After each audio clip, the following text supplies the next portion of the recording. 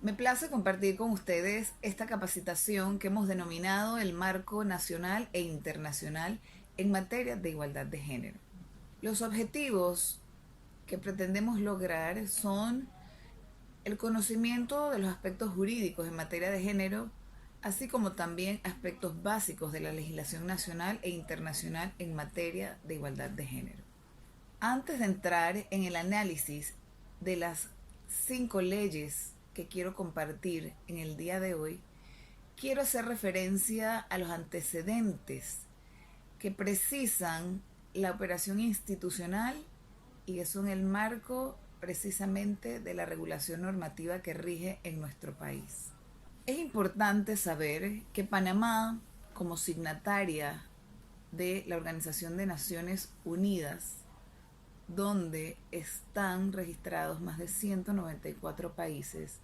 ha sido parte de todas las conferencias regionales que se han realizado a lo largo de los años desde 1975 en relación a la discusión sobre el desarrollo en materia social, económica, cultural y ambiental.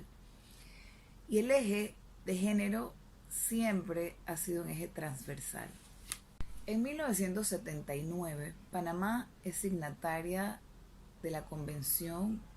para la erradicación de todas las formas de discriminación contra la mujer. En el año 1979, y Panamá pues lo ratifica como ley de la República en 1982. Igualmente, otro gran precedente en materia de género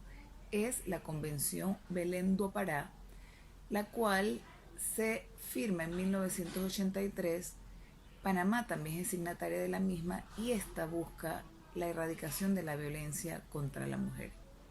Ambas normativas es lo que orienta a que en los países se creen mecanismos o movimientos de mujeres para garantizar los propósitos de estas convenciones. Y es por ello que dentro de los países se comienzan entonces a gestionar desde normativas hasta la creación de instituciones rectoras o regentes en materia de política pública de género. Uno de estos organismos creados desde 1995 fue el Consejo Nacional de la Mujer, precisamente para comenzar a articular y a transversalizar todas estas iniciativas discutidas en estas conferencias que les he mencionado y sobre todo que están consignadas en ambos convenios internacionales firmados por todos los países que conforman la ONU. El Consejo Nacional de la Mujer estaba adscrito en ese momento al Ministerio de la Juventud, Niñez y Familia,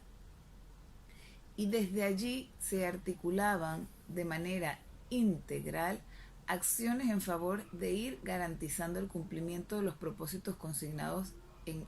ambas herramientas internacionales. Esto hizo necesario que en 1999 se presentara una iniciativa legislativa ante la Asamblea Nacional de Diputados en ese entonces que precisamente abordara la igualdad de oportunidades para hombres y para mujeres. Y es así como surge la Ley 4 de 1999, que es la Ley sobre Igualdad de Oportunidades, misma que fue reglamentada a través del Decreto Ejecutivo 244 del 18 de diciembre del 2012. ¿Cuáles son los objetivos que persigue esta ley? Erradicar la violencia contra la mujer, erradicar la discriminación contra la mujer, igualar los derechos de hombres y mujeres y sobre todo la equidad, justicia y respeto. Y la más importante, la integración plena de las mujeres en el desarrollo económico, social y cultural, y agregaríamos hoy por hoy el ambiental del país. En el capítulo primero encontramos el desarrollo humano y económico, en el segundo el poder y participación política, en el tercero la equidad jurídica, en el cuarto la familia, en el quinto trabajo, en el sexto violencia contra la mujer, en el séptimo salud, el octavo es vivienda, el noveno educación y cultura, el décimo medios de comunicación, el 11º medio ambiente, 12º los grupos especial interés, que son las niñas, adultos mayores, mujeres indígenas, mujeres afrodescendientes, mujeres campesinas.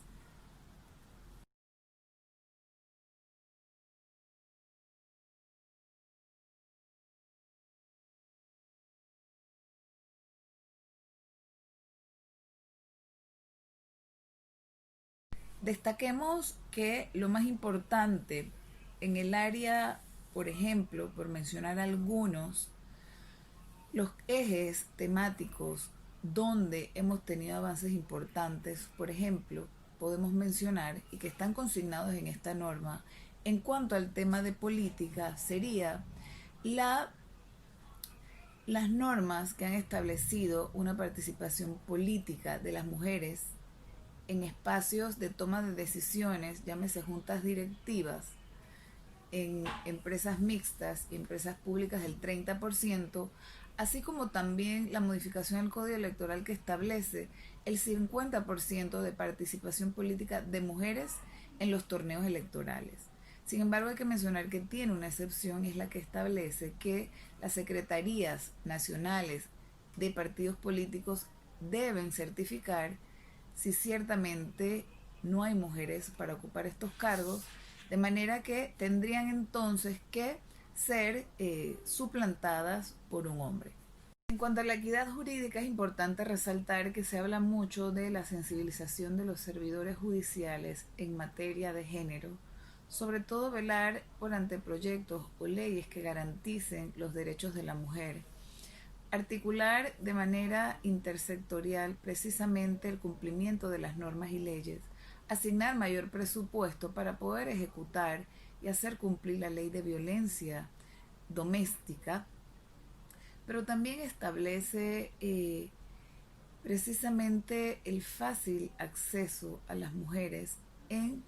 el desarrollo pleno de los procesos donde vean involucrados o amenazados sus derechos. En cuanto al trabajo, es importante destacar la importancia de la igualdad salarial entre hombres y mujeres,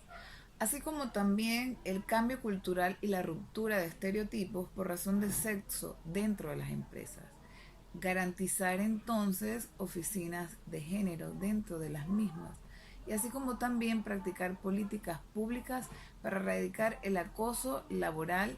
en que muchas mujeres se ven involucradas. También hace énfasis en la equiparación de ocupar cargos de manera paritaria tanto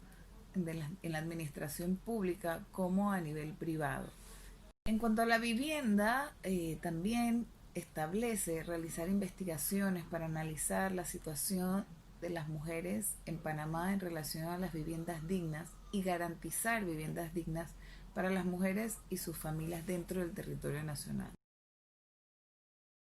En cuanto a la violencia contra las mujeres, la política pública de Estado debe garantizar la autonomía física, la autonomía personal y política de las mujeres a través de planes de acción integrales, multisectoriales, que garanticen el desarrollo pleno de las mujeres en el campo de la igualdad. Y es por ello que se accionan a través de todas las instancias gubernamentales, organizaciones no gubernamentales, ese accionar para lograr una democracia paritaria y una democracia con equidad y justicia social. En cuanto a la salud, igualmente importante realizar investigaciones para conocer la situación de la salud de las mujeres en el país. Y precisamente esos diagnósticos son los que van a garantizar que podamos, a través del diseño, actuación y ejecución de programas de promoción y educación en salud, en especial para la mujer, esa equidad en materia de salud que necesitamos. Promover la enseñanza en sexualidad y reproducción como medio preventivo para garantizar una buena salud sexual y reproductiva. Y evidentemente incentivar a que más mujeres accionen en el campo de la salud para poder entonces desarrollar programas que atiendan a la problemática que va en incremento en nuestro país acerca de los temas de la salud mental, salud sexual y reproductiva, el tema de atención sanitaria, entre otros. En el campo del medio ambiente, sobre todo incentivar a las mujeres de áreas rurales, las mujeres campesinas, el tener más acceso a créditos a través precisamente de capacitaciones que le permitan conocer planes de negocio que puedan implementar para ser autosostenibles y garantizar precisamente esa autonomía financiera que requieren las mujeres, y sobre todo que la mayoría de las mujeres o estamos dentro de un rango de informalidad alto en el país. Entonces es muy importante enfatizar en este sentido, es decir, darle mayor oportunidad y ventaja a las mujeres en el campo de la tierra. En materia de educación sí es más amplio el espectro, pero yo quiero hacer énfasis en tres, que es desarrollar programas de educación sexual desde el nivel preescolar, orientar a las mujeres en la elección de carreras no tradicionales y de mayor remuneración. Eso es sumamente importante, así como también programas y materiales de alfabetización bilingüe que incorporen sectores tradicionalmente marginales, elaborar la guía del profesorado sobre igualdad educativa de los sexos, establecer cursos de aprendizaje prácticos para ambos sexos y promover la actividad física y deportiva en niñas y la práctica deportiva en las mujeres. También orientar a las mujeres a que precisamente desde sus entornos puedan influir con énfasis en temas de igualdad de oportunidades y sobre todo la relación que existe entre hombre y mujer y sus derechos. Otro aspecto importante es capacitar a los docentes en el componente de género. El decreto 53 del 2012, que es el que pues regula la ley 4 del 99, lo que viene a establecer son las competencias de cada institución del Estado frente a los compromisos adquiridos en la ley de igualdad de oportunidades. Y es evidente pues que en el campo de la educación es al Ministerio de Educación que le corresponde ejecutar estas medidas, en tema de salud al Ministerio de Salud, en el tema de vivienda pues al Ministerio de Vivienda y así sucesivamente. Pero el fiscalizador o el rector de la política pública social siempre va a estar a cargo del Ministerio de Desarrollo Social, antes pues llamado Ministerio de la Juventud, Niñez, Juventud y Familia, el MIJUNFA. A partir del 2005, entonces cambia el nombre al Ministerio de Desarrollo Social, pero sigue siendo el rector de la política social del país y por ende tiene la responsabilidad de ser el garante del cumplimiento de los propósitos que nos hemos establecido precisamente para impactar en el tema de igualdad de oportunidades. Y para ello menciono, tiene un consejo técnico asesor, que es el Consejo Nacional de la Mujer, y más adelante veremos cómo en articulación con la creación del Instituto Nacional de la Mujer, que viene a ser el rector de la política pública en materia de mujer, realizan un trabajo de articulación para lograr precisamente los resultados que debemos lograr como país en materia de género. Hoy nos estamos refiriendo a estas 5 leyes porque son con las que mayor cotidianidad accesan las mujeres frente a las desigualdades que se vive en el día a día. Ahora me quiero referir a la Ley 38 del 10 de julio del 2001, que precisamente aborda el tema de violencia doméstica. Y en esta se consignan en su capítulo 1 las definiciones, en su capítulo 2 las medidas de protección, en el capítulo 3 las competencias, en el capítulo 4 disposiciones penales y procesales, en su capítulo 5 el de violencia doméstica y maltrato al menor, el capítulo 6 disposiciones finales. Y me voy a permitir leer el significado de violencia doméstica que está consignado en el capítulo 1, que dice lo siguiente: es el patrón de conducta en el cual se emplea fuerza física o violencia sexual o psicológica, intimidación o persecución contra una persona por parte de su cónyuge, excónyuge, familiares, parientes, con quien cohabita o haya cohabitado, viva o haya vivido bajo el mismo techo o sostenga o haya sostenido una relación legalmente reconocida, o con quien sostenga una relación consensual, o con una persona con quien se haya procreado un hijo o hija como mínimo, por causarle un daño físico a su persona o a la persona de otro para causarle un daño emocional. Podríamos entonces entender esto como el ámbito privado en el que una mujer puede verse entonces subsumida ante casos de violencia doméstica. Otra de las definiciones que vamos a encontrar en la Ley 38 son las que se refieren a la violencia física, a la violencia psicológica, a la violencia patrimonial, la violencia sexual, que están tipificadas en la norma. Y sobre todo, cómo definen en esta norma al agresor, que es considerada la persona que realiza la acción u omisión en la definición de la violencia, sin perjuicio de que estas personas se encuentren protegidas por ley. Dentro de las medidas de protección que podemos destacar, que señala la ley, está precisamente medidas de alejamiento del agresor, medidas de desalojo del agresor de la vivienda donde se cohabita, medidas de aprehensión, medidas de allanamiento, precisamente para analizar la condición puntual que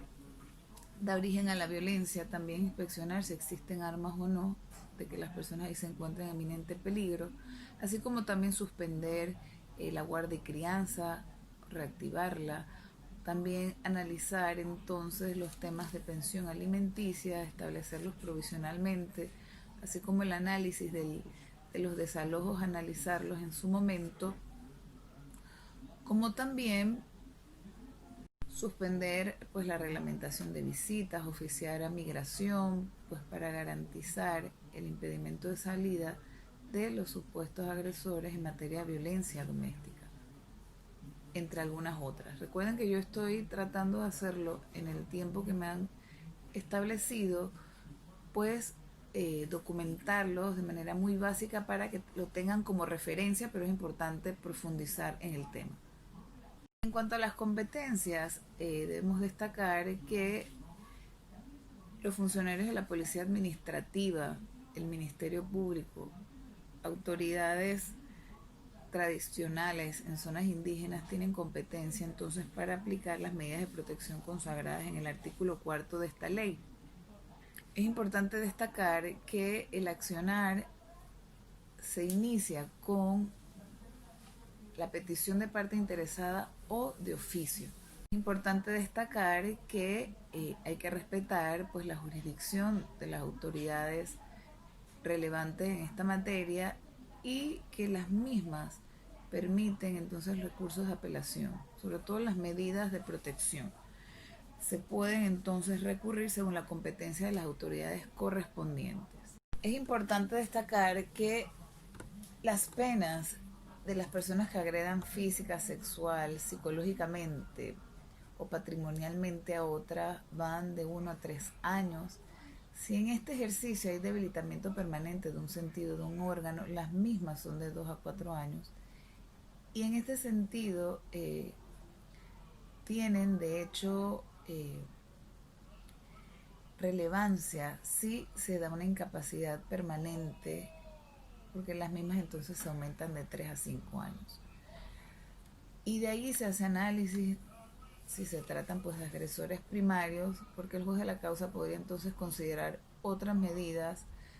accesorias, como por ejemplo medidas de seguridad curativa, entre otras, que consisten en programas de tratamiento terapéutico multidisciplinario que pudieran entonces coadyuvar a trabajar de la mano con el agresor para precisamente pues evitar que cometa acciones similares. Quiero referirme ahora en cuanto a esta norma que hace igual énfasis en las políticas públicas y sobre todo en relación a erradicar la violencia contra las mujeres, y precisamente establece que hay que estar analizando las acciones que estamos emprendiendo para combatir este mal. Y es por ello que se deben reunir de manera periódica a través de la Junta Directiva del Instituto Nacional de Mujeres, precisamente a evaluar si están teniendo impacto o resultados las medidas que estamos aplicando en materia jurídica en relación a esta problemática social. Y ahí interactúa entonces el Ministerio de Desarrollo Social, el Ministerio de Salud, el Ministerio de Educación, el Ministerio de Gobierno y Justicia, porque a través del Ministerio de Justicia también hay una dirección que precisamente y de hecho todas las instituciones públicas están llamados a tener una oficina de género que precisamente sirva para generar esa sensibilización que se requiere en materia de erradicar la violencia contra las mujeres en nuestro país. Cabe destacar que a la Ley 38 se le hizo una modificación en el 2015 en su artículo 201 que establece una pena en caso de que la violencia doméstica sea agravada, es decir, que ocasione algún tipo de incapacidad superior a 30 días y que no exceda de 60 días. Si ven, he señalado, digamos, en orden cronológico las leyes que van surgiendo en relación a esta temática. Ya mencioné la Ley 4 del 99, la 38 del 2001. Ahora me quiero referir a la Ley 71 del 23 de diciembre de 2008 que crea el Instituto Nacional de la Mujer. En esta ley, en su capítulo primero, podremos observar sus disposiciones generales. En el capítulo segundo, la estructura del Instituto Nacional de la Mujer. En el capítulo tercero, su patrimonio. En el capítulo 4, disposiciones finales. Lo importante a destacar de esta norma es que dentro de su estructura organizativa cuenta con una directora nacional, una subdirectora nacional. La directora nacional es elegida de una consulta, un examen que se realiza a lo interno del Consejo Nacional de la Mujer, que es el ente técnico asesor del Instituto Nacional de la Mujer, que preside el Ministerio de Desarrollo Social, y su secretaría técnica la ejerce el Instituto Nacional de la Mujer, junto a agrupaciones de la sociedad civil, del órgano ejecutivo, el órgano judicial y el órgano judicial, y catedráticos y academia que forman parte de este consejo, el cual levanta un formulario que atiende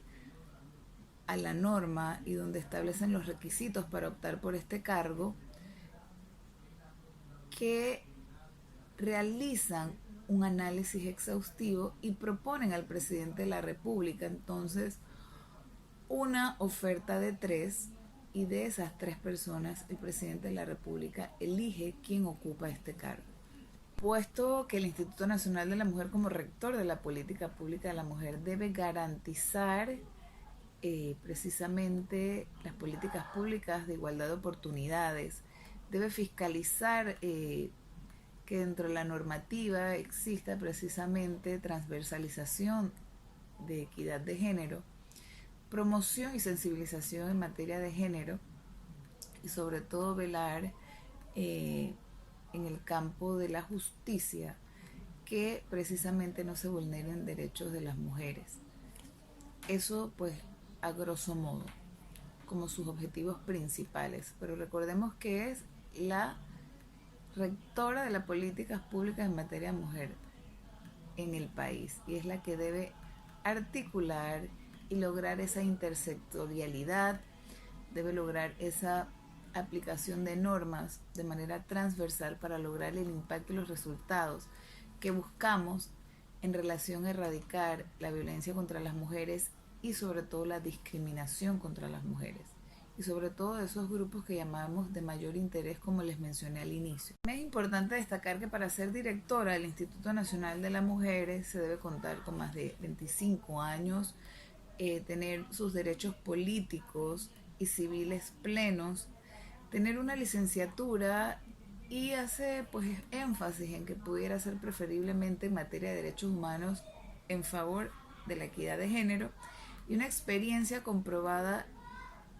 no menor de 5 años en materia de género, ser de nacionalidad panameña y no haber sido condenada por ningún delito con pena privativa de libertad de 5 años o más con sentencia ejecutoriada proferida por un tribunal de justicia. Ahora me quiero referir a la Ley 82 del 24 de octubre del 2013 que tipifica el femicidio y adopta medidas de prevención contra la violencia en las mujeres. Esta norma también tiene su reglamentación a través del Decreto Ejecutivo 100 del 20 de abril del 2017, que básicamente pues es el que otorga las actuaciones en cada una de las instancias correspondientes sobre esta temática. Esta norma es importante destacar que amplía una serie de definiciones, como por ejemplo lo que se traduce en el ámbito privado, que ya lo expliqué, que es a lo interno, pues donde se cohabita de las relaciones interpersonales domésticas, familiares, y el ámbito público es aquel que se entiende donde desarrollamos entonces nuestras relaciones en lo laboral, en lo comunitario, en lo educativo, social, religioso, o sea, básicamente relaciones interpersonales en el ámbito social. También tiene la definición del femicidio. Y femicidio no es más que causarle la muerte a una mujer basada en la pertenencia al sexo femenino por causa de la discriminación o cualquier otra forma de violencia. También en esta normativa nos habla del acoso sexual, del acecho sexual, que son, digamos, palabras que están muy vinculadas con esta temática de violencia contra la mujer. Así es como las mencionadas anteriormente, la psicológica, la política, la sexual, la patrimonial, también hay comunitaria, simbólica, obstétrica, mediática, docente, educativa, en el ámbito comunitario, institucional, laboral. Cuando hablamos de la revictimación es precisamente aquellas actuaciones donde las mujeres, producto de las gestiones en instituciones sociales y gubernamentales, tienen que una y otra vez someterse a rigores que les causan cierta mal sensación. Es por eso que debemos procurar lo menos posible, cuando se requieren las intervenciones en el ámbito de investigación y de todo el proceso, prevenir, detectar y atender de manera rápida e inmediata la temática. Entendiendo que la mujer tiene derecho a una vida digna, libre de violencia física, sexual, psicológica, patrimonial, a no ser sometida a tratos crueles, degradantes ni a cualquier forma de discriminación, es por lo que entonces se establecen ciertos derechos a los que las mujeres tenemos acceso. Y precisamente entre esos derechos está recibir una atención integral por parte de los servicios públicos, acceso a la información sobre la prestación de servicios de atención, emergencia y apoyo de recuperación integral personal y familiar, recibir indemnización cuando la atención, apoyo y recuperación integral genere costos, recibir información clara, completa, veraz y oportuna en relación con sus derechos generales, dar su consentimiento informado para exámenes médico-legales en casos de violencia sexual, recibir asistencia médica integral, multidisciplinaria, que garantice precisamente ventajas para deslindar una condición frente a este delito de la violencia contra la mujer. Obtener la estabilización de su situación conforme a los términos de la ley, decidir si puede ser confrontada con el agresor, recibir la reparación del daño que deberá comprender, además de indemnizaciones económicas, medidas tendientes a dotar a la víctima de una reparación médica, promocionarle un refugio seguro, recibir un trato humanitario y respetuoso, entre otros. Mencioné también la ley 82, crea el CONVIMU, que es el Consejo Nacional contra la Violencia de Mujer, que lo integran titulares y representantes de instituciones del Estado. Son los que tienen entonces la función de precisamente articular esas políticas relativas a la prevención y la erradicación de la violencia contra las mujeres, para entonces garantizar que sean efectivas las obligaciones del Estado que están contenidas también en esta norma, que es precisamente fortalecer e institucionalizar las instancias a las que corresponde tratar la violencia de la mujer, establecer unidades de género en todas las instituciones públicas y que todas entonces cumplan la planeación estratégica en relación a esta política pública. Garantizar la existencia y disponibilidad de recursos económicos que permitan cumplir con los objetivos de esta ley, y sobre todo el acceso gratuito y expedito a la justicia de las mujeres y todos los protocolos de procedimientos, y que las instituciones tengan alcance para ellos, precisamente para que logren articular en sus líneas de acción y lograr entonces un impacto y el resultado que se aspira. CONVIMU también debe garantizar políticas precisamente de sensibilización, prevención y atención en razón del flagelo que estamos atendiendo. Otra cosa importante que señala esta ley es la creación de fiscalías especializadas en los casos de violencia contra la mujer, así como también juzgados especializados en esta misma temática, que deben garantizar el servicio las 24 horas del día y existir progresivamente pues en toda la República. Importante destacar que esta ley también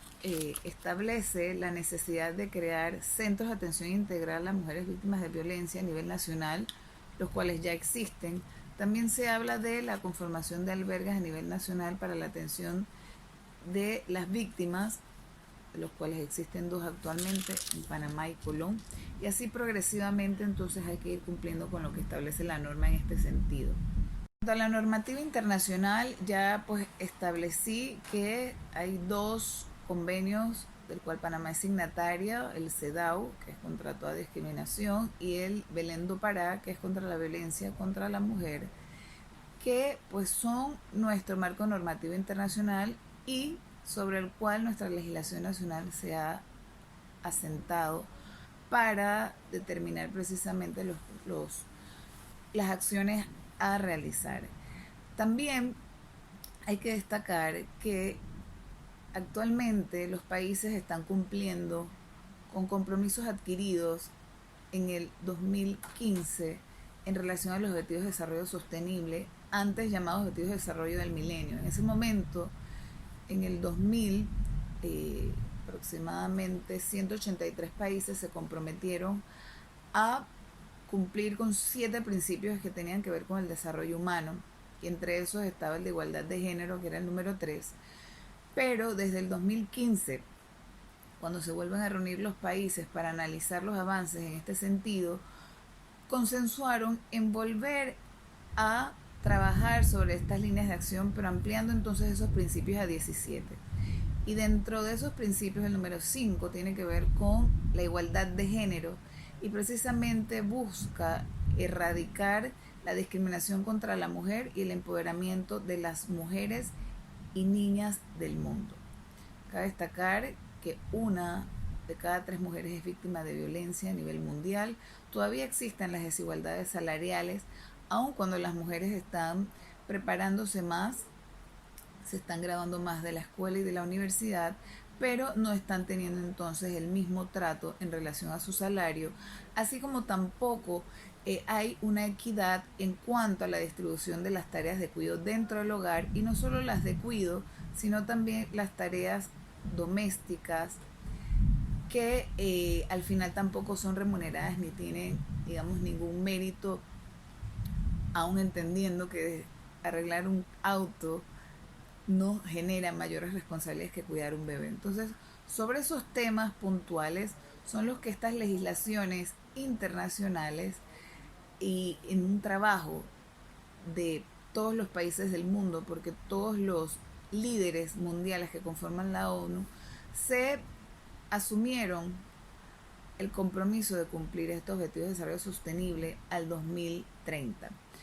Cabe destacar que estos compromisos se examinan cada 5 años a través de un examen periódico universal donde los países van a rendir informes en materia de derechos humanos en Ginebra, Suiza, sobre el avance y los compromisos que hemos adquirido